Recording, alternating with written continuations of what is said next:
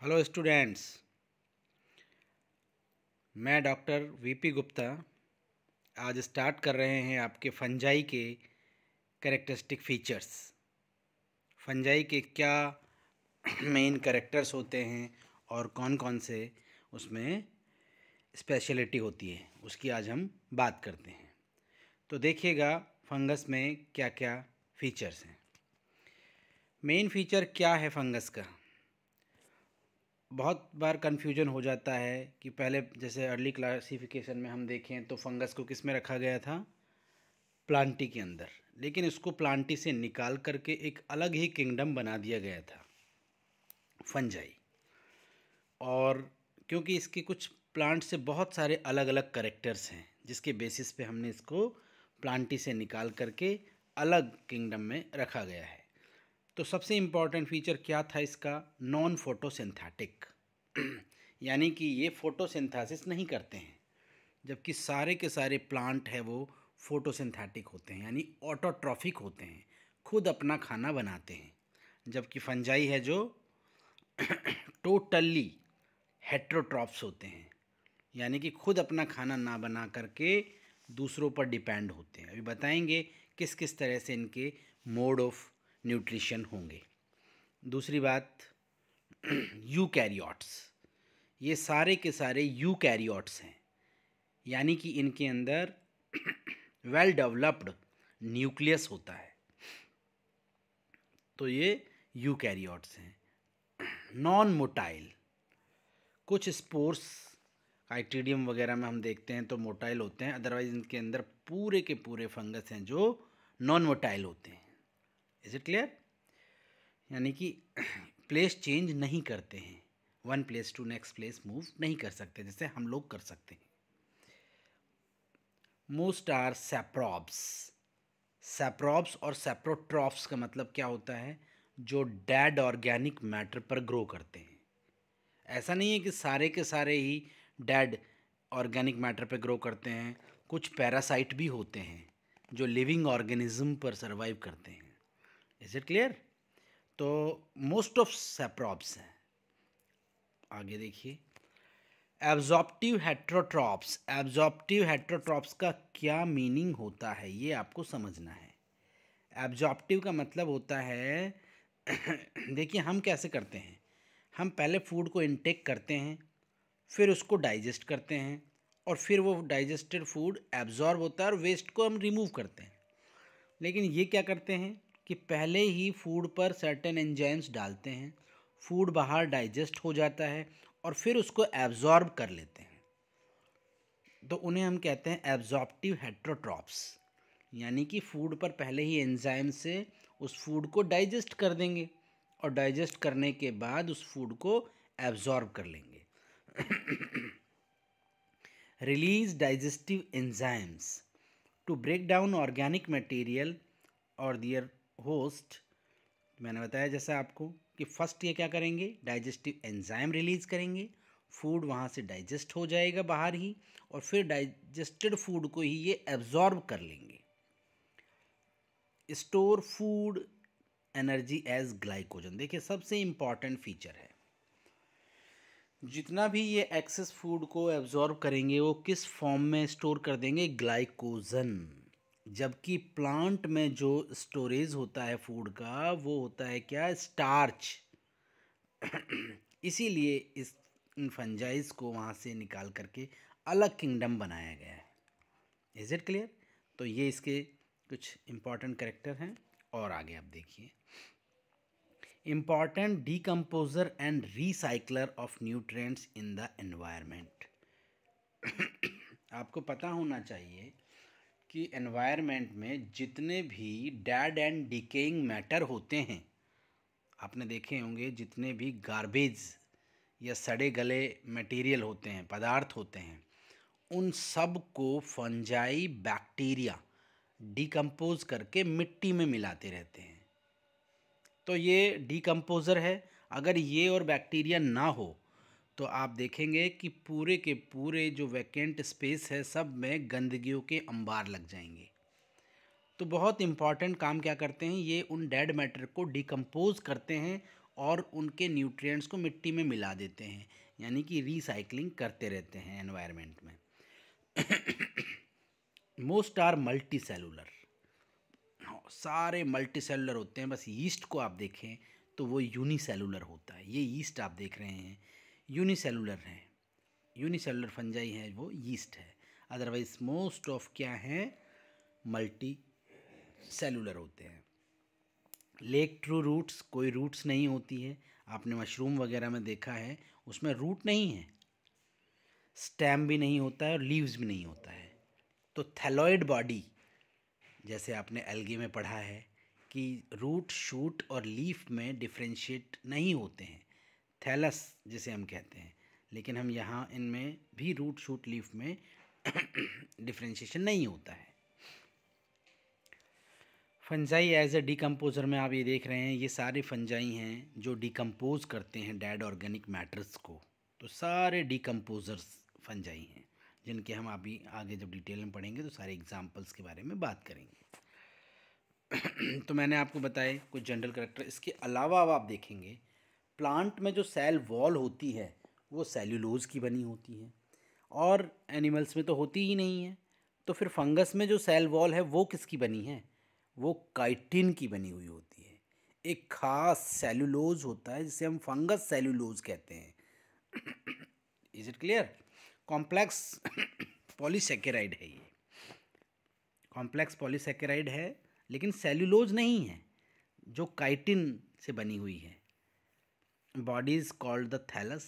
मैंने कहा कि रूट, शूट, लीफ में डिफ्रेंशिएट नहीं होती है बॉडी, तो क्या बोलते हैं हम बॉडी को, thallus. Grow as microscopic tubes और filament called hyphae is very very important. आपने देखा होगा कभी भी आपका पिकल, कोई अचार है, वो तेल से बाहर आ जाता है तो उस पर वाइट वाइट थ्रेड आपको दिखाई देने लगते हैं। उस थ्रेड के ग्रुप को हम क्या कहते हैं, माइसीलियम। और एक सिंगल थ्रेड को क्या कहते हैं, हाइफी। आप यहाँ देख सकते हैं, इसका ये एक सिंगल थ्रेड आपको दिख रहा है, इसे हम कह रहे हैं हाइफी। और ये पूरा का पूरा है माइसीलियम। Is it clear? और इसके सिंगल थ्रेड इज हाइफी। तो इसकी यूनिट हो गई हाइफी, और जब ये बहुत सारे हाइफी मिल जाते हैं तो बनाता है माइसीलियम। अभी हम पढ़ेंगे इसकी पूरी स्ट्रक्चर भी। सम फंजाइज आर इंटरनल और एक्सटर्नल पैरासाइट्स। बहुत सारे ऐसे फंजाई है, जैसे हमने अभी कहा मोस्ट ऑफ तो सेप्रोफाइट है, डेड एंड डीकेइंग मैटर पे ग्रो करते हैं, लेकिन सारे ही नहीं हैं। कुछ क्या है, पैरासाइट भी हैं।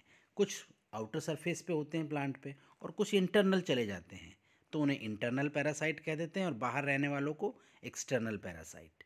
If few fungi act like predators. आप जानते हैं प्रीडेटर क्या होते हैं?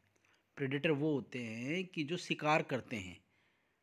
जैसे आपने देखा टाइगर डियर को मार के खाएगा, तो टाइगर क्या है, प्रीडेटर है, प्रे है उसका डियर।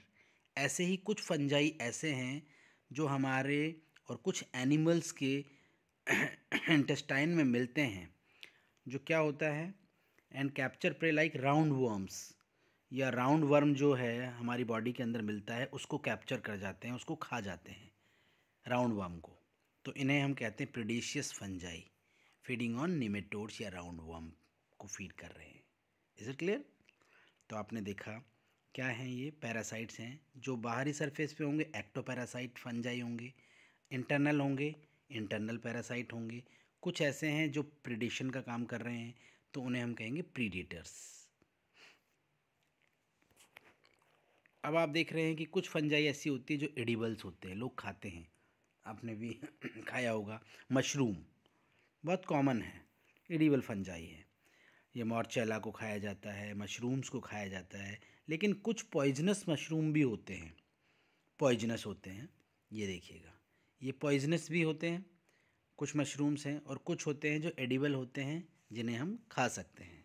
टोडस्टूल्स वगैरह होते हैं, वो सब पॉइजनस होते हैं। अब जनरल कैरेक्टर आप देख रहे हैं आपने देखा कि फंगस है जो सेक्सुअल, एसेक्सुअल स्पोर्स के थ्रू भी रिप्रोडक्शन कर सकता है। आप यहाँ देख रहे हैं ये सारे जो फंगस हैं, यहाँ पर, यहाँ ये देखिए, ये स्पोर आपको जो दिखाई दे रहे हैं, ये स्पोर मोटाइल हैं, तो आप इन्हें क्या बोलेंगे? जू स्पोर। जू मीन्स चलने वाले, जू स्पोर। अब आप देख रहे हैं ये स्पोरेंजियम बन रही है, इनके अंदर स्पोर्स बन रहे हैं, और ये जैसे ही स्पोरेंजियम फटेगी स्पोर बाहर निकलेंगे। अगर ये स्पोर नहीं चलने वाले होंगे तब आप इन्हें क्या कहेंगे? एप्लानोस्पोर, जो नॉन मोटाइल होंगे, ठीक है। और जो चलने वाले होंगे उन्हें कहेंगे हम जूस्पोर। तो अभी हम बात करेंगे इनके रिप्रोडक्शन में, तो आपको बताएंगे। Produce both sexual and asexual spore classified bye their sexual reproductive structure. Spores come in various shapes. अब ये स्पोर्स के शेप भी अलग अलग होते हैं, देखिए कोई किस तरह का है, कोई किस तरह का है, अलग अलग शेप में स्पोर्स रिलीज होते हैं। Grow best in warm and moist environment. अब देखिएगा फंगस का एक और इम्पॉर्टेंट कैरेक्टर क्या है कि वो जहाँ मॉइस्चर होगा वहाँ अच्छे से ग्रो करेगा। फंगस की स्टडी को हम माइकोलॉजी कह रहे हैं, और जो इनकी स्टडी करते हैं उन्हें माइकोलॉजिस्ट कहते हैं। फंजीसाइड एक ऐसा केमिकल है जो फंगस को मारता है। ये कुछ इम्पॉर्टेंट इन्फॉर्मेशन है जो आपको कैरेक्टर्स में बताई गई है। अब देखिए आप, फंजाई इंक्लूड पफ बॉल्स। अब फंजाई में क्या क्या आता है? पफ बॉल्स आते हैं, यीस्ट आते हैं, मशरूम आते हैं, टोड स्टूल्स आते हैं, रस्ट है, स्मट है, रिंग वॉर्म करने वाले जो हैं वो हैं, मोल्ड्स हैं। कुछ एंटीबायोटिक्स भी इनसे प्रोड्यूस होती है, पेनिसिलियम वगैरह से आप देखते हैं तो एंटीबायोटिक्स भी प्रोड्यूस हो रही है। यहाँ देखिए कुछ फंगस की हम बात करें शेप और साइज़ में, यहाँ देखिए ये यूनिसेलुलर जो यीस्ट हैं बहुत छोटे हैं। पफ बॉल्स को आप देखें कितना बड़ा पफ बॉल का साइज़ है, 20 to 60 सेंटीमीटर तक ये पफ बॉल हो सकते हैं। ना साइज़ में भी काफ़ी वैरी करते हैं। यीस्ट बहुत छोटा होता है, पफ बॉल बहुत बड़ा होता है। अब हम यहाँ बात करेंगे इनकी जो स्ट्रक्चर है, वेजिटेटिव स्ट्रक्चर कैसी होगी, रिप्रोडक्टिव स्ट्रक्चर्स क्या होगी। यहाँ मैंने अभी आपको बताया हाइफी। फंगस के एक सिंगल थ्रेड को मैं क्या कह रहा हूँ? हाइफी। और पूरे ग्रुप को कह रहे हैं माइसीलियम। तो आप यहाँ देखेंगे कि एक हाइफी ट्यूबुलर शेप में है, ट्यूब जैसा, one continuous cell filled with cytoplasm and nuclei. यहाँ आप देख रहे हैं ये एक पूरी ट्यूब है, पूरी ट्यूब आपको दिखाई दे रही है। अब इसमें साइटोप्लाज्म भरा हुआ है, और अगर इसमें आप देखेंगे कि बहुत सारे न्यूक्लियस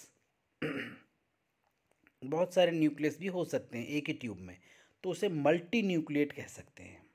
और यहाँ फंगस में आपको यूज़ करना पड़ेगा टर्म क्या? सिनोसिटिक।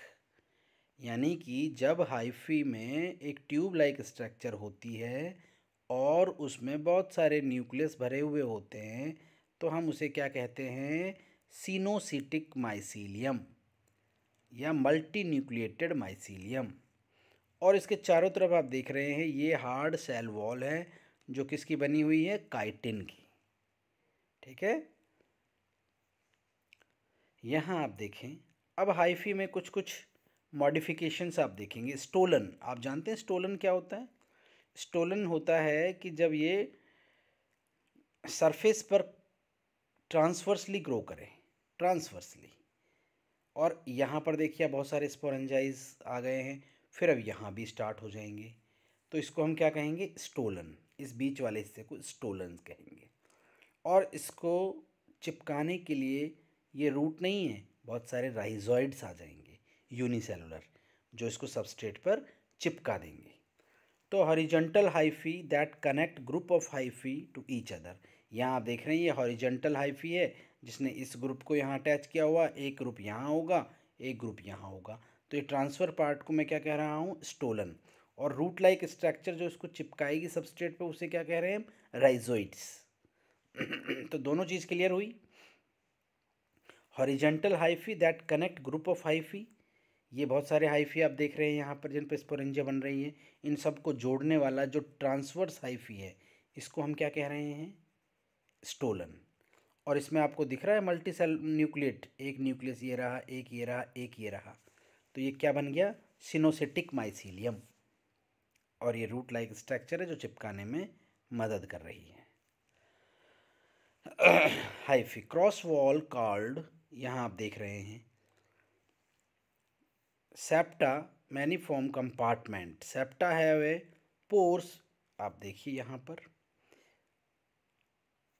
एक ये देखिएगा, ये मैं आपको बता रहा था कि ये हाइफी है। इस हाइफी के अंदर कोई सेप्टा नहीं है, क्रॉस वॉल नहीं बन रही है जैसे इसमें बन रही है। तो ये क्या कहलाएगा, और बहुत सारे न्यूक्लियस ट्यूब में दिखाई दे रहे हैं, तो इसे हम क्या कहेंगे, सिनोसिटिक माइसीलियम। और इसे हम क्या कहेंगे, septate mycelium. Is it clear? तो मैं बात कर रहा था आपसे स्टोलन की, राइजोइड्स की। Then cross wall called septa, अभी मैंने आपको कंपार्टमेंट बताए सेप्टा।